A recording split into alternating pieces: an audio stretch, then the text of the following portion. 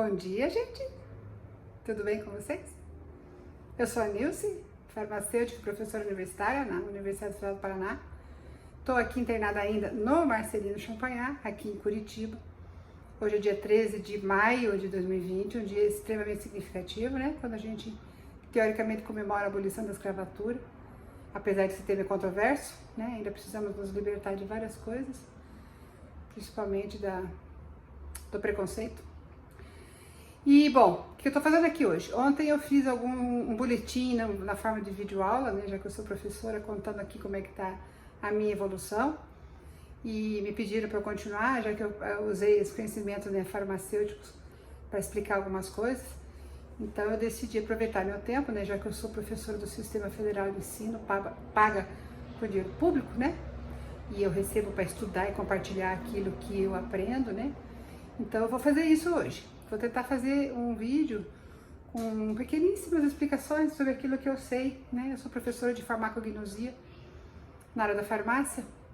Então, uma coisa muito importante da nossa profissão, que eu acho 10 demais, é que a gente é educador em saúde antes de qualquer coisa. O que significa? É usar os nossos conhecimentos para que as pessoas mantenham a sua saúde, a gente chama isso de promoção da saúde, recuperem a saúde antes de ter que se tratar, né? Para isso, tem alguns conhecimentos que são fundamentais. Então, são ensinamentos na educação em saúde. E uma coisa interessante que eu tenho observado, né? Todo mundo está observando. Por conta da pandemia, as filas nos postos de saúde, nos hospitais, reduziram, né? Por quê? De medo de contaminação. Então, boa parte das buscas pelo sistema de saúde eram por situações em que poderiam ser tratadas em casa e tal. Então, quando as pessoas têm informação em saúde, não precisa engrossar o sistema de saúde e às vezes prejudicar pessoas que precisam de um atendimento emergencial, né? Então, esse é o nosso papel como farmacêuticos, fazendo esse trabalho de orientação em saúde, tá? É o que eu vou tentar fazer agora hoje com vocês, tá? Algumas pequenas coisas do que me perguntaram, daquilo que eu sei, né? Apesar de ser dia da libertação, a gente ainda é muito escravo da ignorância. Isso eu falo direto para os alunos, né? Quando a gente é escravo da ignorância, a gente engole qualquer coisa. Por exemplo, se eu não entendo nada de carro, eu vou no mecânico e o mecânico me fala qualquer coisa e eu tenho que aceitar porque eu não entendo nada de mecânico de carro. Agora, se eu souber, tudo que ele falar, eu vou dizer, opa, pera, não é bem assim. E na saúde é igual, né? A gente sabe que a gente precisa saber muito de saúde para não engolir certas coisas que tem um interesse comercial ou mesmo por falta de conhecimento daquelas pessoas que nos atendem, né? Não estou dizendo que são os profissionais de saúde, mas enfim, há interesses que não são só da saúde, por trás da saúde. Então é super legal que a gente saiba se virar, né? Talvez porque meu avô e minha avó eram muito ligados a isso, eu convivi, nem convivi com meu avô porque ele faleceu antes de eu nascer, mas convivi com a minha mãe que sabia dos conhecimentos do meu avô em termos de conhecimentos tradicionais, que é algo que eu busco muito, né? Inclusive eu trabalho com isso. Farmacognosia, que é a área que eu trabalho com plantas, e eu recupero muito informação antiga. Lá, que eu falo antiga, lá de trás, né? Lá dos outros séculos. E eu vou tentar trazer algumas pontinhas disso pra vocês, tá bom? Beijo, já vejo vocês no próximo vídeo. Aí eu de novo. Então, gente, é o seguinte, eu vou começar falando pra vocês sobre plantas medicinais, entre outras, né? Só para vocês saberem, eu fiz doutorado em agronomia. Por que eu fui fazer doutorado em agronomia? Porque eu queria aprender mais como é que funciona esse sistema que eu tiro o meu chapéu para a natureza, né? Natureza é um negócio interessante, é uma inter-relação assim, dos organismos entre nós mesmos, né? Nós somos uma floresta. Se vocês não sabem, nós somos uma floresta. Aliás, tem um livro que eu tenho recomendado para os alunos, até mandei agora na pandemia em forma de PDF, para que lessem, que se chama 10% humano. Segundo o 10% humano, 10% das nossas células são humanas, o resto é tudo bicho. E na natureza também, né? E a gente não vive, não sobrevive sem tudo aquilo que os demais reinos da natureza nos oferecem, né? Então eu fui estudar as plantas. E é o seguinte, né? As plantas são uma puta fábrica de tudo. O ar que a gente respira, a comida que a gente come, a roupa que a gente veste, os medicamentos que a gente consome, Tá lá, entre outras, né? No sistema vegetal. Então, o que a gente faz? Eu trabalho com farmacognosia, que trabalha com fitoterápicos. O que é isso? É pegar das plantas, fazer um extrato, ou seja, pegar as moléculas que essas plantas produzem, transformar em produtos para poder usar. Ó, só para vocês terem ideia. Nós precisamos de energia, né? Toda hora a gente tá falando energia, energia, energia. O que é energia, né? De onde vem a energia? Vamos lá para a fotossíntese. Quem não lembra de fotossíntese? Então tem uma energia fantástica que vem lá de cima do sol, que chama energia luminosa. Ela vem, a planta consegue pegar essa energia, converter, pegar esses pacotes de energia, colocar entre as moléculas. E aí quando a gente come as moléculas, o nosso corpo quebra e pega esses pacotes de energia que ficam ali pra gente poder funcionar. Tô falando super rapidamente, né? Então começa por aí, as plantas fazem isso. Elas pegam energia, transformam energia luminosa em energia química, que a gente consome para transformar em outras energias mecânicas, cinéticas, etc. Fora essa energia, as plantas têm uma série de elementos. Aí são vitaminas, são minerais, a gente chama isso de os pequenos elementos e os micro e os macroelementos. Os macroelementos são as proteínas, os açúcares, as gorduras. E os micro, né? Principalmente minerais e algumas vitaminas. Tudo isso é importante pra gente, tá? Quando eu explico isso para os alunos, eu falo o seguinte: eu penso que a gente é uma fábrica. E eu costumo usar, por exemplo, uma fábrica de móveis. Pode ser a padaria, que for, né? Vamos pensar na fábrica de móveis que precisa de produzir um monte de tipo de móvel, cadeira, sofá, mesa, a própria fábrica, as paredes, como se fosse o nosso corpo. Então a gente precisa de madeira, de cola, de prego, de equipamento, de serrote, de tudo. O corpo da gente é assim. Então a gente precisa de todos esses elementos para funcionar bem. Então um exemplo que eu dou em relação aos minerais, por exemplo. Digamos que eu estou lá na fábrica de móveis e eu uso muito prego e parafuso. E dali a pouco começa a faltar parafuso. Começa a faltar um mineral importante, uma vitamina importante. O corpo vai se virar, o nosso corpo se vira, viu?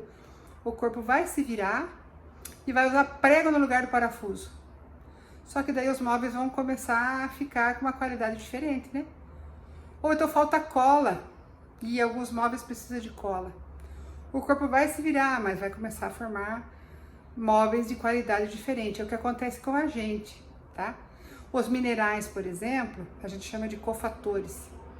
Então vamos pensar lá na fábrica, eu tenho um grampeador, tá? Tem que grampear coisas de madeira. Esse grampeador precisa de grampo. Vamos pensar que o grampeador é uma enzima, que é uma molécula que faz alguns processos. Só que eu preciso do cofator, que é o grampo. Não adianta ter um grampeador sem grampo. Então eu preciso de alguns minerais para que o grampeador funcione. Não adianta eu comer proteína, comer isso que lá e não ter os minerais. Olha o que vai acontecer, vai começar a ter defeito, tá?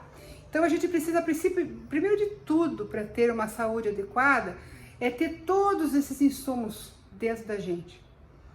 Tô falando só de molécula, mas não é só molécula, né? É descanso, é dormir, é água fundamental, é movimento, mas tô falando só das moléculas, né? Quando a gente tem uma alimentação fraca, né? Que só come a mesma coisa, fast food. Além de eu estar comendo porcaria, então pensa que eu lá na fábrica, em vez de usar pregos de metal, de aço, eu tô usando prego de papelão. Então, quando a gente come porcaria, a gente pode estar colocando coisas para nós que não servem, né, para nada, pode ser deletérias, e vai estar faltando aquilo que precisa direito, né? Então, a gente precisa ter uma alimentação adequada que coloque tudo para dentro, para que a gente consiga ter funcionamento normal, né? Outro exemplo que eu dou é carro. Se eu tenho carro, experimentem colocando um pouquinho de areia todo dia no combustível lá, no tanque, para ver o que acontece.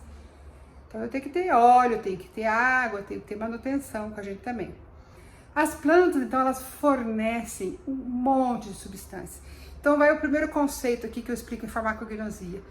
Qual é a diferença de um medicamento fitoterápico para um medicamento não fitoterápico, tá?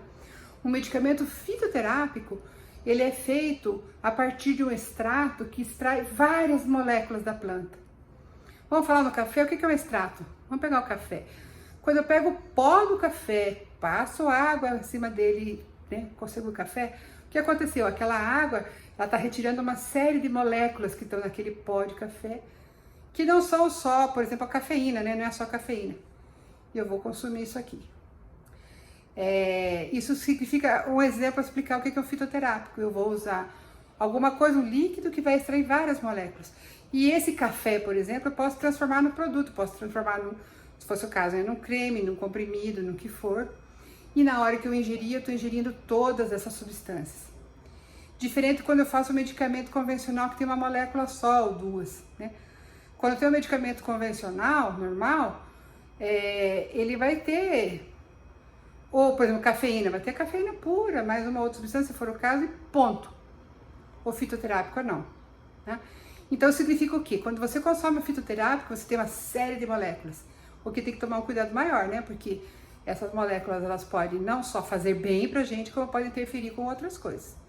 Do ponto de vista de fazer bem, é o seguinte, tem uma palavrinha mágica nessa área que se chama sinergia. Sinergia significa o quê? Várias moléculas atuando para o mesmo fim. Vamos pensar num time de futebol. Eu tenho 11 jogadores. Um na defesa, um no ataque, no gol, não sei aonde. Todos eles têm um objetivo único, que é fazer, né, ganhar a partida. Isso é sinergia. Quando eu consumo um produto que tem esse efeito sinérgico, significa que eu estou com várias moléculas aí atuando.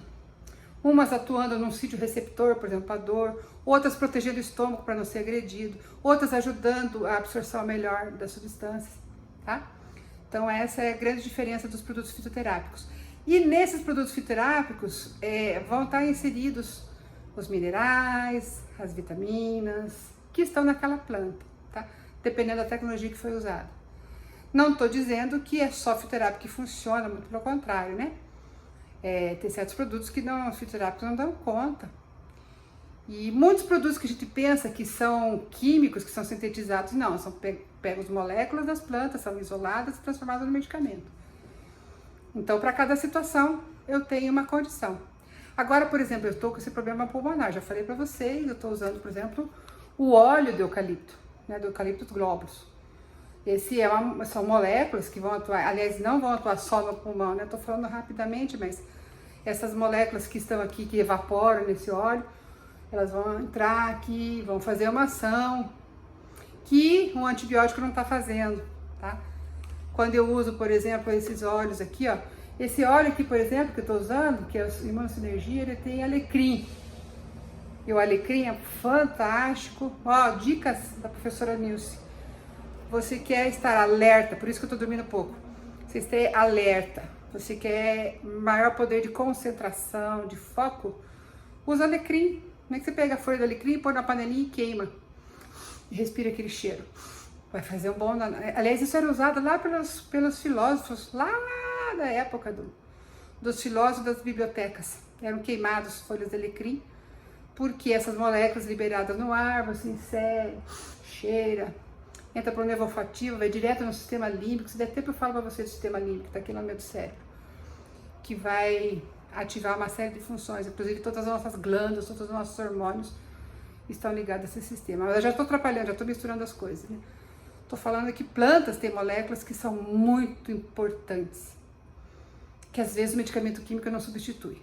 Um outro tipo de medicamento químico com molécula isolada. Já tem medicamentos químicos e molécula isolada que tem que ser aqueles e que a planta não funciona, tá? Então essa é a primeira dica para vocês, tá? Vamos tirar o chapéu para as plantas, vamos comer direito, para que eu tenha todas as moléculas necessárias para a minha grande fábrica funcionar, tá? Obviamente que eu vou procurar sempre produtos naturais. Por quê? Em primeiro lugar, porque eles são naturais, né? Eles têm uma série de moléculas, têm uma organização, uma composição que normalmente não é agressiva. Não significa que não seja, né? Vamos pegar as drogas aí todas que são naturais, né? Não é porque é natural não faz mal. Aliás, isso é uma coisa muito importante. Não é porque é natural que não faz mal. Se eu, por exemplo, ficar com óleo, se eu pegar aqui, esse aqui é eucalipto, né? Se eu pegar o óleo de menta, que é hortelã, ficar cheirando demais, eu posso ter uma contração de glótula, um espasmo de glótula e morrer asfixiado. Se eu ficar fazendo chazinho de losna, como eu digo para os alunos, eu quero ver lagarto na parede, eu faço chá de losna. Losna tem uma substância chamada meristicina. Meristicina faz você ver coisas, então começa com alucinação, dali a pouco eu tenho uma crise epilética, do tipo tetaniforme, como se fosse tétano e morro. Tá? Então não é porque é natural que não faz mal. O funcho é a mesma coisa, cuidado com o funchicória, não deem para suas crianças, por causa que o funcho também tem meristicina. Enfim, eu tô misturando as coisas. Deixa eu parar aqui, agora eu vou falar especificamente de algumas coisas, tá bom? Beijo! Oi? Tudo bem? Agora já é de tarde, dia 13 de maio, acabei de almoçar. Vou fazer mais um pedacinho do que eu vou chamar de pinceladas de educação e saúde. Fazendo só uma ponte com o que eu falei agora há pouco, é o seguinte, tô dando uma ênfase aí sobre o sistema digestório, né?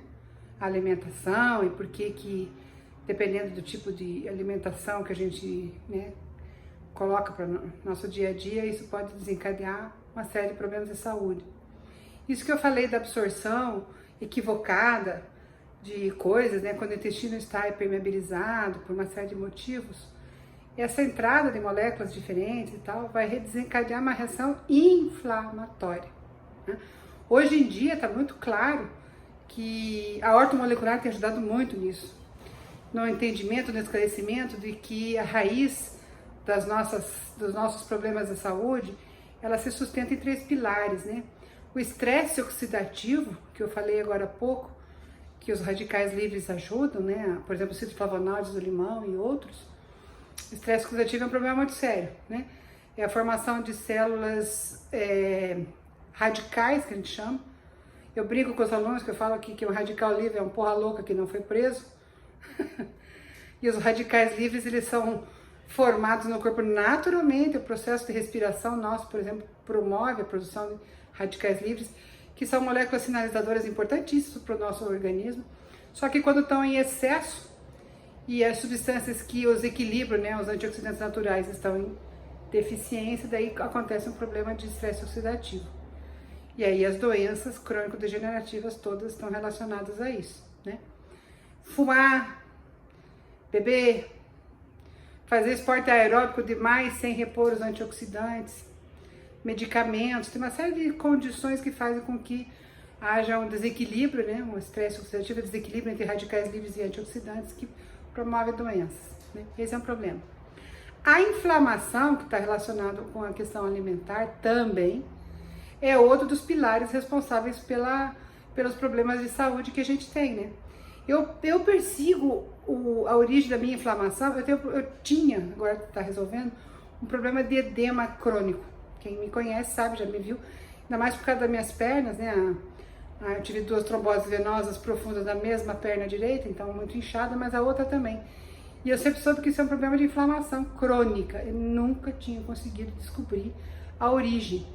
Então os medicamentos usados, que eu usava especificamente para o problema linfático e tal, eram anti-inflamatórios, por causa de uma inflamação. Mas cadê a origem da inflamação? Até descobri que era intestinal, né?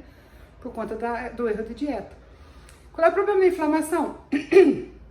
Primeiro que está entrando dentro do corpo coisas que não deveriam entrar, né? E aí o corpo reage. Então o sistema imunológico né, faz parte do sistema inflamatório. Pensa no exército. Se dali a pouco começa a entrar ladrões, sei lá, aqui no país, o exército vai ter que entrar em ação. Então se dali a pouco começa a entrar dentro do corpo substâncias que, mesmo que não sejam assim vírus, bactérias ou, né, coisas estranhas, mas coisas da alimentação que não deveriam entrar, o sistema de defesa vai correndo lá atacar. Então você mantém o teu sistema de defesa, a tua imunidade o tempo inteiro ativa para tentar resolver problemas das suas porcarias, né? Você tem um palavrão, não vou falar, das porcarias que a gente fez, né? Então, aí quando você precisa do sistema imunológico para realmente te defender, por exemplo, do coronavírus, aí o que você faz? Você está com o teu sistema imunológico cansado. Então, fazendo uma analogia bem simples, mas que a gente costuma fazer para explicar, pensa no sistema imunológico como um exército que precisa de ter soldados vigorosos, fortes, com armas e com munições. Não adianta você ter arma, munição e o soldado podre. Não adianta você ter um soldado bom sem arma e munição, então você tem que ter, né, todos os elementos que eu falei agora há pouco, as vitaminas, os minerais, os aminoácidos e outras substâncias, tá? Por isso que a dieta é tão importante. E o terceiro pilar da manutenção da saúde ou não se chama glicação. Então são três coisas, né? Estresse oxidativo, inflamação e glicação, que são os responsáveis pelos nossos problemas de saúde no geral. A glicação está diretamente relacionada com o processo de metabolização de açúcar, que é um outro problema, né? Só para fazer uma palhinha, agora já vou falar do magnésio, mas fazendo uma palhinha aí, por exemplo, eu descobri que o magnésio é diretamente relacionado no metabolismo da insulina. E a insulina, né? A insulina é uma molécula que está relacionada com o processo de absorção de açúcar. Então, quando eu tenho um problema de desequilíbrio no meu metabolismo de açúcar, que desencadeia, por exemplo, a diabetes, o que acontece? Eu sempre falo para os alunos, são dois problemas, né? Um é que você come o açúcar e ele não é metabolizado corretamente, então ele deveria entrar para dentro da célula e ser utilizado para a formação de energia. Então ele não consegue entrar para dentro da célula. Então a célula começa a ficar deficiente, o metabolismo começa a ficar deficiente dentro da célula porque eu não tenho o elemento principal aí, fornecedor de energia, né? E outro problema é que esse açúcar que não entrou para dentro da célula fica para fora da célula. Então, esse excesso de açúcar fora, que se fala que carameliza o corpo, acaba fazendo um monte de problema, que é a glicação. Então, por isso que a alimentação correta e essa visualização sobre todo esse trato, né, o trato digestório, né, o sistema digestório da gente é fundamental para a manutenção da saúde, né? Então, não é só uma questão de modismo. É uma questão de entender aonde que está a raiz. Então é a gente mesmo que faz porcaria com a gente, né? E o que o sistema de saúde faz? Tem uma analogia que eu uso há muito tempo. Aliás, já fiz essa analogia, inclusive, para palestras para médicos, né? Que eu já fiz sobre o cara de pau. Então é que eu digo o seguinte, hoje em dia, é assim, imagina que a gente faz uma porcaria com a gente. E fazendo uma analogia, como se de repente eu deixasse entrar uma pedra dentro do meu sapato. E eu continuo andando com aquela pedra no meu sapato, é um desequilíbrio, é uma coisa errada. Aí começa a doer o pé. Daí a gente vai para o sistema médico. No sistema médico vigente, hoje em dia, convencional, o médico tem algumas opções para poder analisar esse problema. Ele pode olhar para o sapato, ele pode olhar para a pedra embaixo, né, do teu pé, ou ele pode olhar para a dor. Para onde que o médico olha, né? Para onde que os profissionais de saúde olham? Para a dor. E tira a dor. Usando um analgésico. Resolve o problema? Tira a dor, mas não resolve o problema, né? Aí você continua andando com aquilo, você não sente mais dor, dali a pouco inflama, aquela pedra inflama. Oi, tive que parar porque veio a fisioterapeuta aqui fazer os exercícios, voltando na pedra do sapato, né? Então, o que acontece? A gente faz isso com a gente, e o sistema médico tem essa prática, né? Tem um problema, normalmente ataca-se o sintoma, né? E aí o problema continua. Então, por isso que quando a gente fala hoje em orientação em saúde e tal, para as pessoas serem mais responsáveis sobre si mesmas, né? É observando o que acontece consigo, ficando muito atenta, curioso, olhando, vendo o que está fazendo de errado, está lendo, está estudando. Porque vai chegar no médico, o médico vai, na grande maioria das vezes, tirar o sintoma. Tô com uma dor, vou tomar um analgésico, tô com uma inflamação, um anti-inflamatório e assim por diante, né? Tô com falta de sono, faz um medicamento para dormir, sem observar por que eu tô com falta de sono, por que eu tô com aquela inflamação, por que eu tô com aquele problema, né? Bom, isso é uma questão, né? Agora eu queria falar rápido com vocês sobre como é que eu descobri o magnésio, o que aconteceu. Deve fazer uns 12 anos que eu comecei com um cansaço impressionante, que foi indo devagar, né? Sabe aquela coisa que vai indo, daqui a pouco eu já não conseguia tomar banho sem sentar, levei banquinho pra dentro, tomar banho me enxugando, sentada na banheira, cansaço para caminhar, aquele slow motion, daí eu ia dar aula, andando devagar. Chegou um momento que eu dava aula, chorava, o cansaço era tão grande, cai cabelo, insônia absoluta, vai no médico depois de um tempão, uma sede, lascada, sem dormir, queda de cabelo. Fui ao médico, o médico mandou fazer um monte de exames e me diagnosticou pela primeira vez, faz 12 anos, depressão profunda. Pulando a história, foram vários médicos.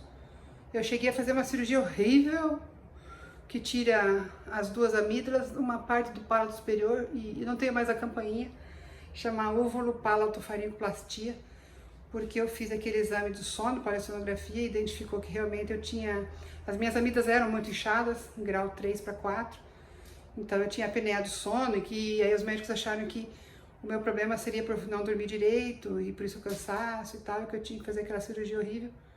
Na época que eu fiz o exame, o eletroencefalo, fui uma especialista, que tá aqui em Curitiba também, Gisele Minhoto, especialista em sono, e ela me ajudou a avaliar, né, o eletroencefalo, disse que o meu perfil é realmente de depressão profunda, porque eu caí no sono profundo muito rápido, eu acordava e não dormia mais. A cirurgia não resolveu, nem os medicamentos resolveram. Aí eu estudando, eu trabalhava com os alunos em clínica de idosos, e uma senhora, Dona Ivonete, faleceu por erro de medicação lá, mesmo eu tentando interferir junto com meus alunos de mestrado e tal, e meus alunos do PET, do Programa de Educação Tutorial, não conseguimos reverter a prescrição e a senhora faleceu, Dona Ivonete, que recentemente eu descobri que é avó de uma aluna, eu dando aula falando sobre isso, e a aluna se sensibilizou e descobriu que era a própria avó dela que tinha passado por aquilo. A partir do momento que aquilo aconteceu, eu fiquei muito maluca pelos erros, os erros que acontecem o tempo inteiro, erro de prescrição, erro de acompanhamento, erro de tudo. E comecei a estudar muito sobre coisas para idosos, porque o meu foco na época era trabalhar com idoso em casa de idoso, né, em IUPs, Instituição de Longa Permanência de Idosos. E eu descobri um artigo científico que fazia uma relação entre depressão, diabetes, Alzheimer e Parkinson com falta de magnésio. Falei, nossa, eu sou tão burra assim, eu fiz mestrado em bioquímica pura, que isso? Como é que eu... Cara, é louco. A gente sempre tem duas opções nessas horas, né? Na universidade, eu costumo brincar que a gente vive em um monte de Olimpos, né? Em cima de cada Olimpo tem um PhD, o dono da verdade maior. E a gente pode gostar de ficar em cima do Olimpo, ou pode dizer assim, puta, acho que eu tô ruim aqui, eu preciso estudar mais. Eu costumo ter essa segunda postura, né? Acho que será possível que eu não sei disso?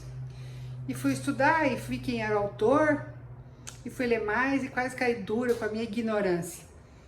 Vou pular rápido a história e descobri que o magnésio é aquela história que eu falei agora há pouco, né? Grampeador e grampo. O magnésio é um dos grampos mais importantes no corpo. São centenas de reações, como se fossem centenas de grampeadores em que ele atua, como se fosse uma chave micha que abre tudo.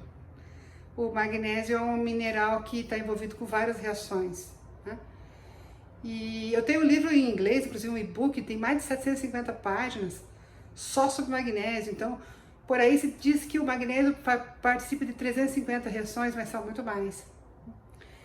E eu comecei a tomar magnésio, fui na farmácia, vou pular essa história, não sabia o que tomar, pedi ajuda do farmacêutico, escolhi.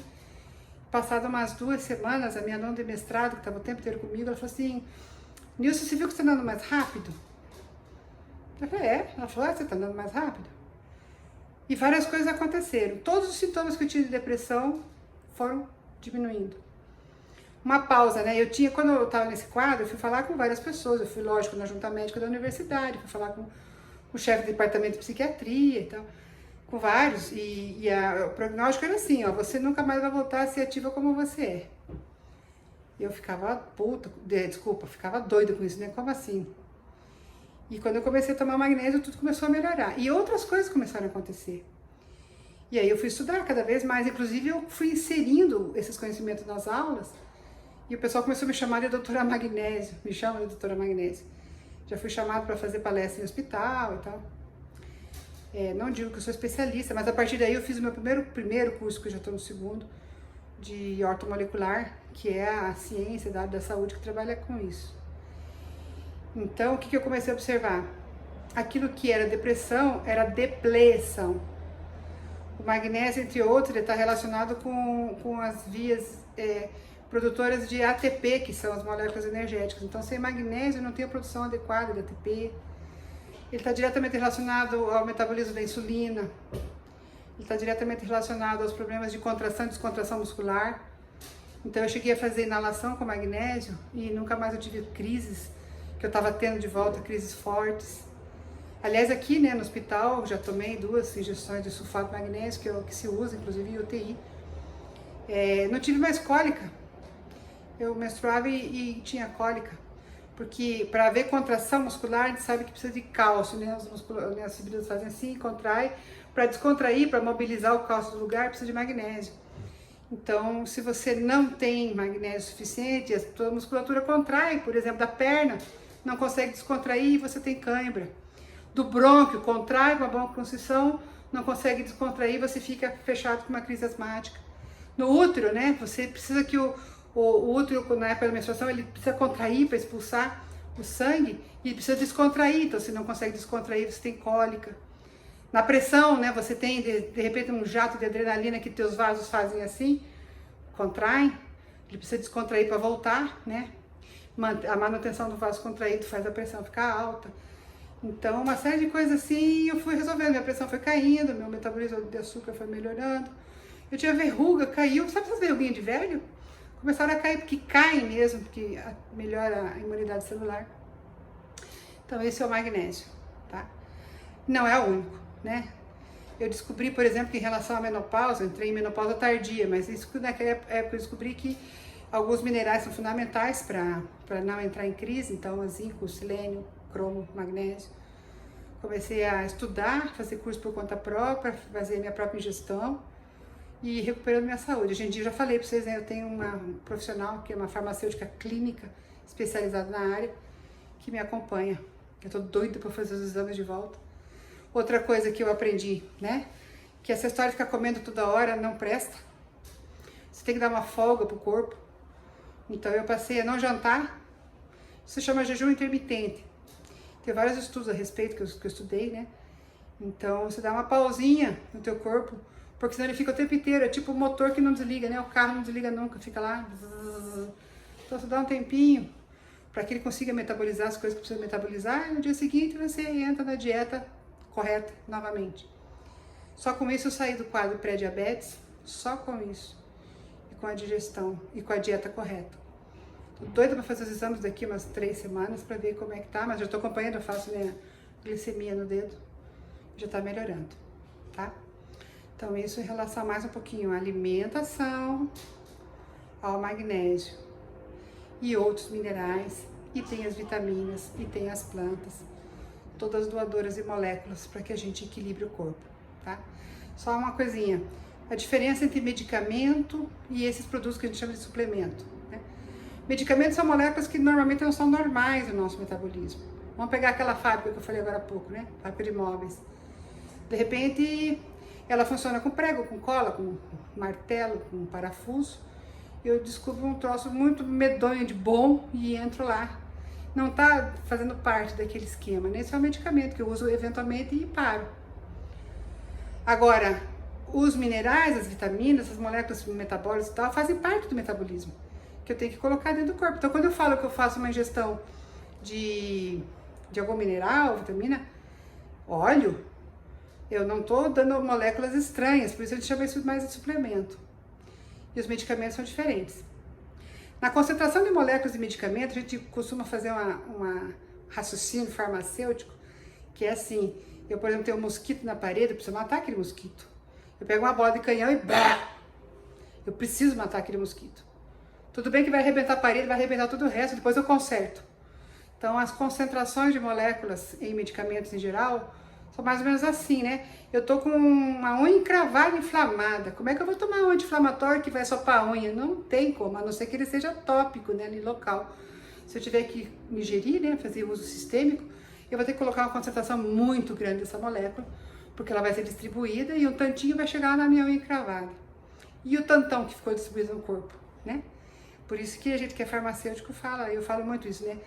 Medicamento não é bala, não é bolacha, não é bolo, para você ficar tomando de qualquer jeito, em qualquer concentração. Porque ele vai ser fantástico se usado da forma correta, segura e racional. E responsável. Tá bom? Daqui a pouco eu venho com mais um videozinho.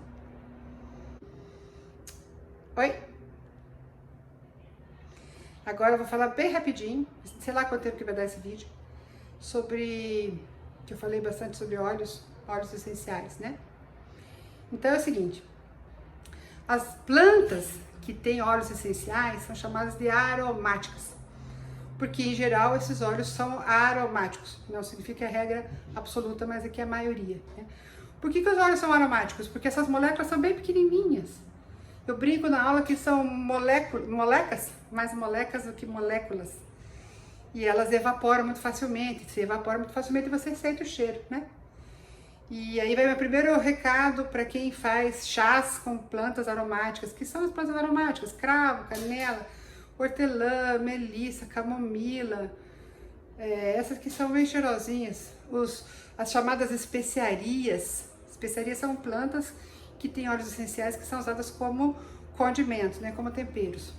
Como essas moléculas elas evaporam, você não pode ferver, porque se você ferver, essas moléculas vão embora no vapor, a não ser que você queira inalar o vapor. Então você quer fazer uma inalação, por exemplo, com o eucalipto, você pode colocar Vic Vaporub no copinho, água fervendo, ou óleo de eucalipto ou folhinha, coloca a fervendo e aí ele vai fugir pelo aquele vapor e vai entrar por exemplo, via inalatória.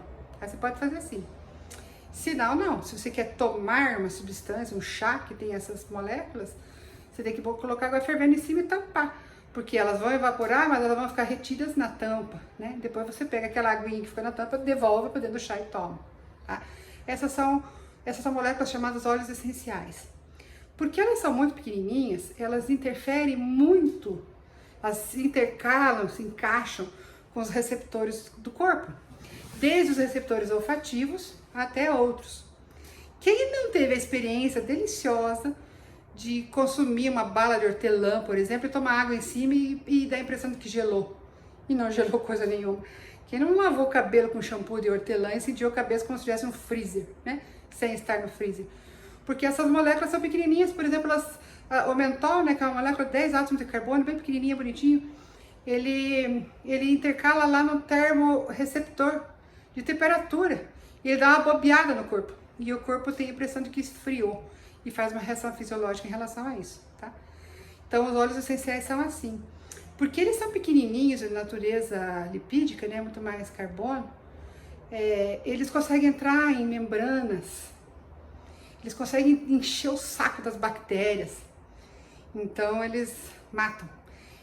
Muitas ações dos óleos essenciais, muitas ações. Tem o que estimula a digestão, para a digestão então, muitos digestivos. Há digestivos que interferem a secreção de mais enzimas para ajudar na digestão. Há digestivos que relaxam aqui, a cardia, essa região de cima do estômago, a cardia, né? Para que um bebezinho, por exemplo, arrote com mais facilidade. Há óleos essenciais que atuam no sistema nervoso, ou estimula, como a cânfora, ou seda, né, como a lavanda, o capim-limão. Há alguns óleos essenciais que atuam como anti-inflamatórios, como da camomila, da calêndula. Nossa, tem muitas coisas. E os óleos essenciais, eles interferem também aqui, ó. É o único dos sentidos que nós temos, visão, tato, olfato. O olfato que tem um sistema, né, um nervo que vai diretamente no cérebro, muito rapidamente no cérebro, o nervo olfativo, e chega no sistema, parece uma orelha assim, o sistema límbico que fica no meio do cérebro. Esse sistema é muito legal porque ele tem algumas glândulas, como o hipotálamo e a hipófise, e que são responsáveis pelo comando de coisas nas glândulas.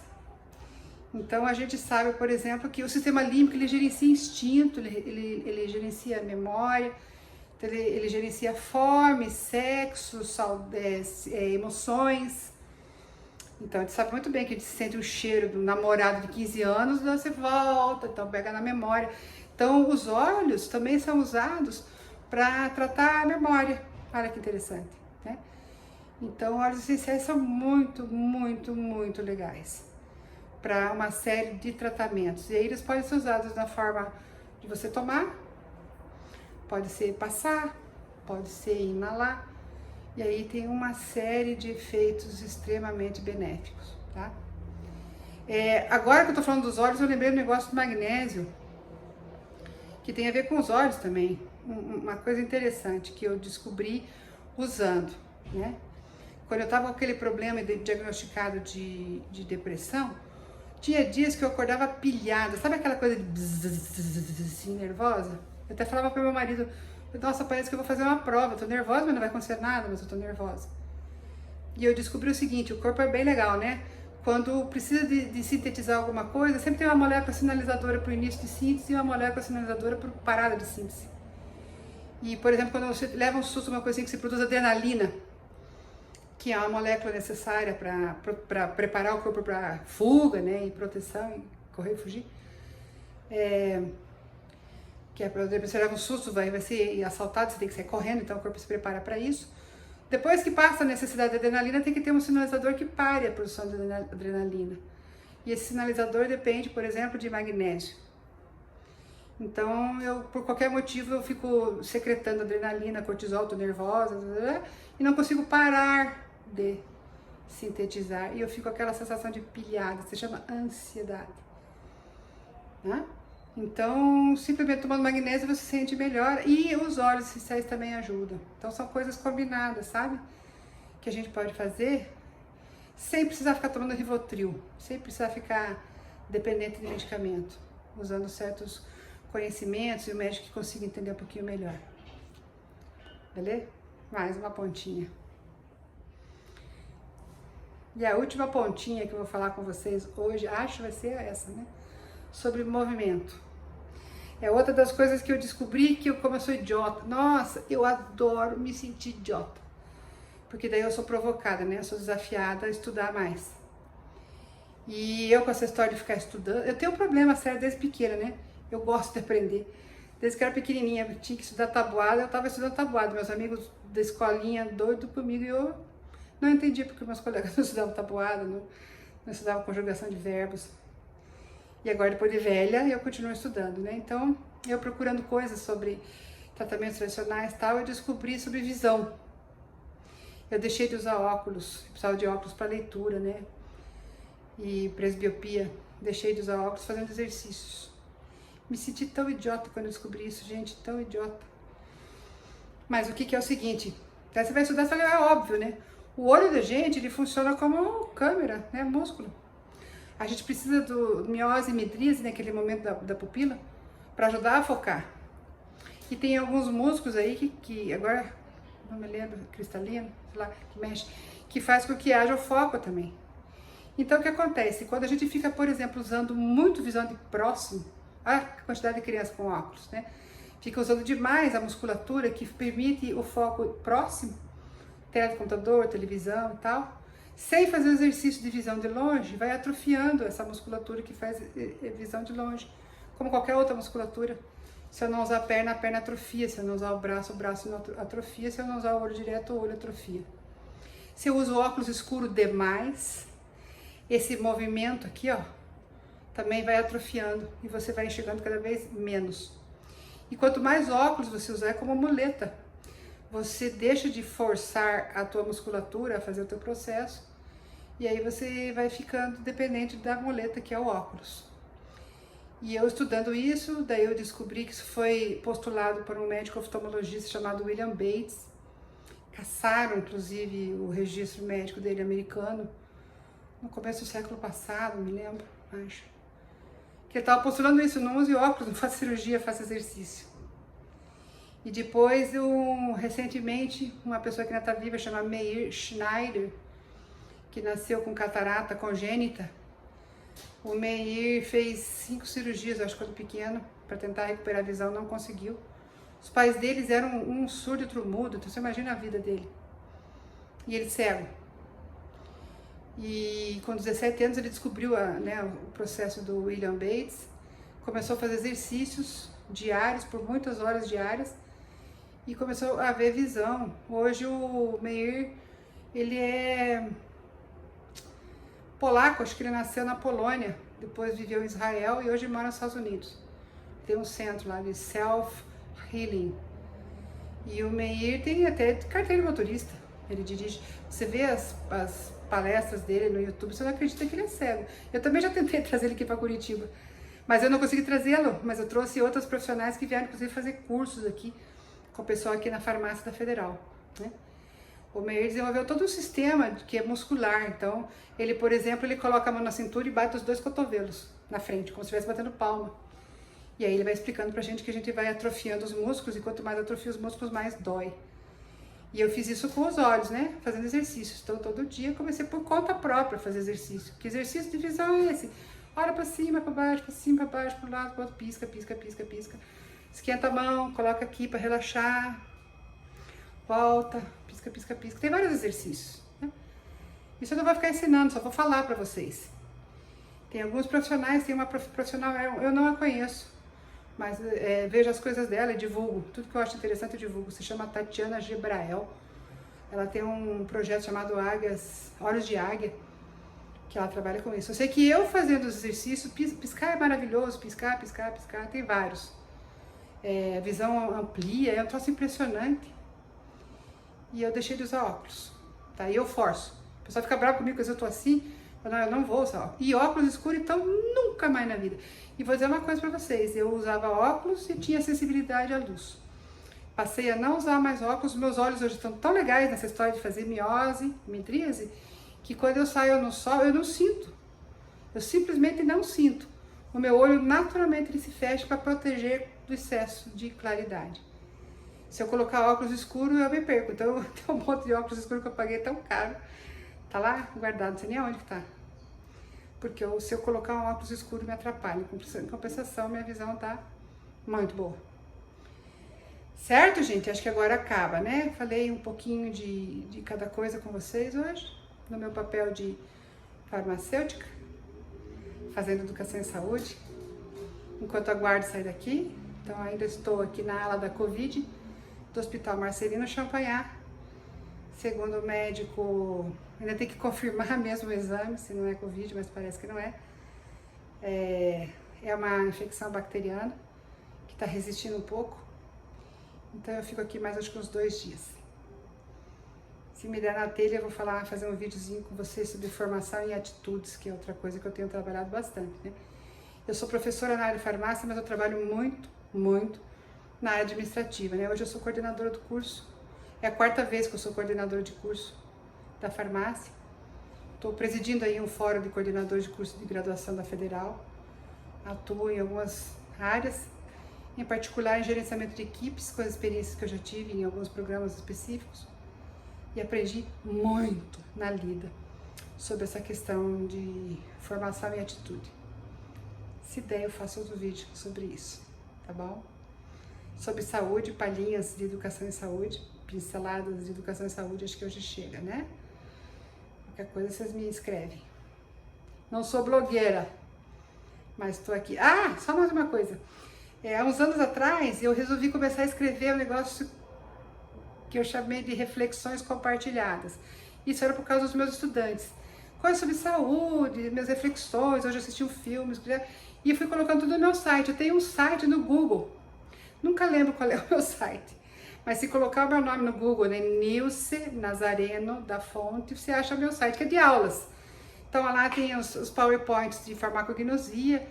Eu dei aulas por 13 anos de metodologia científica e da pesquisa para vários programas de pós-graduação e na graduação também.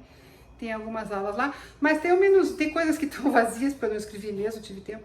Mas tem um linkzinho chamado Reflexões Compartilhadas. Deve ter lá uns 9 ou 10 arquivos, qualquer coisa assim. Com dicas de filmes, de links, de leituras, sobre medicamentos, sobre um monte de coisa. Se alguém quiser, entra lá, procura meu nome no Google, entra no Google Sites, procura lá Reflexões Compartilhadas, de repente serve para alguma coisa, né? Pelo menos dica de filme, de livro vai ter lá, tá bom? Muita saúde para vocês. Obrigada.